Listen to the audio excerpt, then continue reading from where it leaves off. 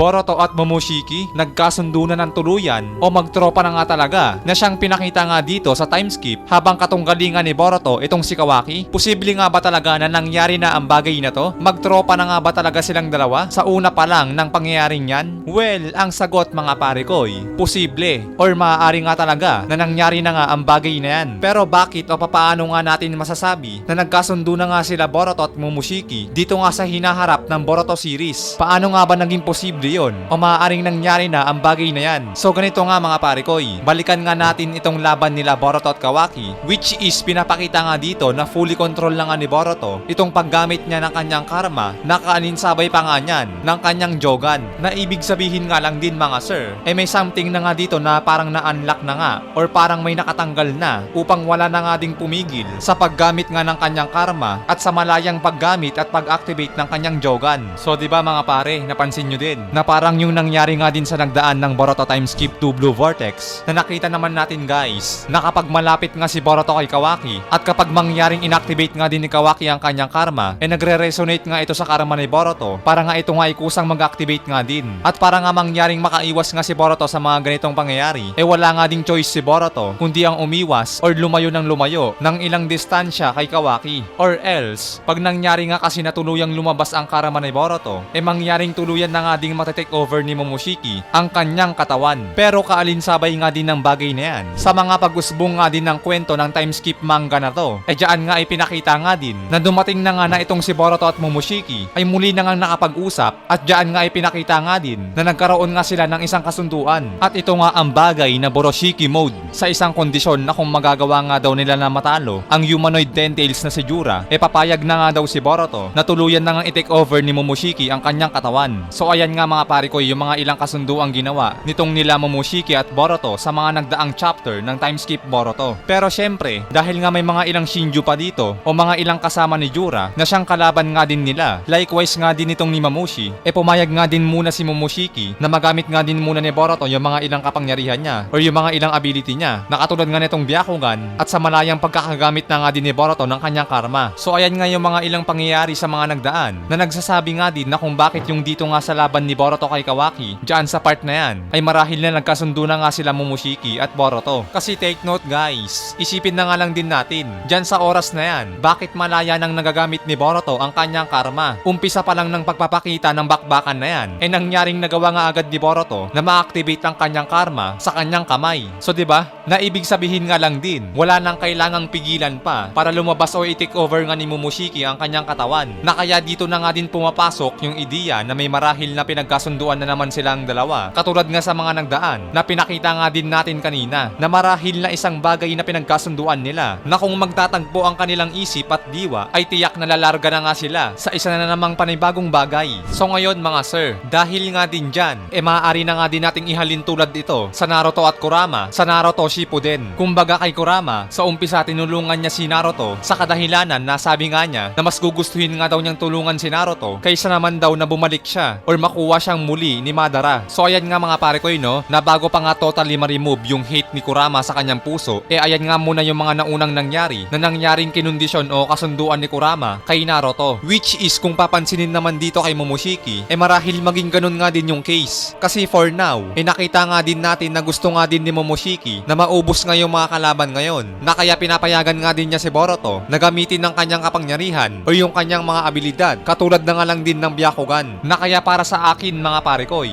dahil ayaw din naman ni Momoshiki kay Kawaki sa kadahilanan nga din kasi na gusto nga siyang tapusin nito habang siya nga ay nasa loob ni Boruto, na kaya malamang din mga pare koy na mag-uunahan nga silang dalawa sa pagtapos o pagkitil sa isa't isa. So paunahan nga sila Momoshiki at Kawaki dito. At saka sinabi na nga din ni Kawaki no, na kapag hindi nga daw pinigilan ni Boruto yung kanyang karma at tuluyang makalabas at ma-overtake nga ni Momoshiki yung katawan ni Boruto, bago pa nga daw mangyari yun, agad-agad nga din daw gagawin ni Kawaki na tatapusin agad ng buhay ni Boruto. So yun guys, naiintindihan nyo naman na siguro, galit nga din siya kay Boruto sa kadahilanan nga din na kay Boruto nga si Momoshiki. Galit naman si Momoshiki kay Kawaki dahil nga gusto nga siyang itumba nito kay Boruto, na kaya pagdating nga dito sa time skip, dyan nga sa part na yan, marahil nga talaga mga pare koy na nagkasundo na nga sila Boruto at Momoshiki upang tuluyan na nga na itumba si Kawaki. So ayun nga mga pare koy no, parang Kurama at Naruto lang dati. Tinulungan ni Kurama si Naruto dahil nga mas gusto ni Kurama Kurama na mapatumba si Madara. Ngunit subalit datapwat. Sa kabila nga ng lahat ng yan, dito na nga din papasok ang negative comparison. Ang comparison nga nila kay Kurama at Naruto na maaaring hindi rin magkaganon. Dahil ngayong kay Kurama at Naruto hindi nga din nagtagal ay totally na wipe out o talagang natanggal na nga yung hate ni Kurama. Yung puot sa puso ni Kurama talagang natanggal nga. Samantalang dito kay Momoshiki mukhang may kaibahan pa nga dito. Dahil yung layon nga ni Momoshiki ay by purpose kapalit nga ng access ni Boruto sa kanyang kapangyarihan na ang layon lang din naman kasi niya ay maubos nga o mapatumba nga yung mga magiging hadlang sa kanya. Samantalang yung sa case ni Kurama talagang tumagos nga yung Tokno Jutsu ni Naruto na yung puot at galit talagang wipe out. Yung trauma nga na nakuha ni Kurama sa mga tao naalis nga din talaga sa puso't isip ni Kurama. Kaya isa nga din yun sa mga kaibahan nitong ni Momoshiki at Kurama mga pare, no? At bukod pa nga dyan yung bagay nga din na wala naman kasi masamang karanasan si Momoshiki sa mga tao. What we mean to say, yung katulad nga din kasi sa nangyari kay Kurama na minaltrato nga siya ng mga tao na kaya yung galit niya sa puso ay nabuo. Unlike nga dito kay Momoshiki iba mga pare. Dahil nga dito kay Momoshiki sarili nga niyang katarantaduhan yung nangyari sa kanya. Loko-loko mga pare, no? Paano ba naman kasi sa sobrang sakim sa kapangyarihan bumisita nga sa mundo ng mga tao tapos kukunin yung mga chakra nito. Ngayon na nangyari, pinalagan siya ng mga ninja tapos natalo. Then yun na nga, ayun na nangyari sa kanya. So sarili nga niyang katarantaduhan kung ano ngayon naging sitwasyon niya ngayon. So yun guys, no, sana malinaw sa atin yun na yung kaibahan din nila Kurama at Momoshiki. Maaari nga din kasi sa kabilang banda wala nga din talaga siyang pakialam sa lahat ng bagay. Basta ang kanya lang is makuha nga talaga niya yung katawan ni Boruto. At syempre bukod pa nga dyan na magsasabi na kaibahan pa nga nila Kurama at Momoshiki is itong bagay nga din na hindi naman kasi marunong gumamit si Boruto ng Tokno Jutsu para nga makumbinsi nga din niya si Momoshiki na magbago na ang isip nito na pumanig na nga sa kanya ng tuluyan nang walang anumang hinihinging kondisyon. So yun nga guys, maaari magtropa nga sila sa huli itong sila Boruto at Momoshiki or maaaring hindi na nga din.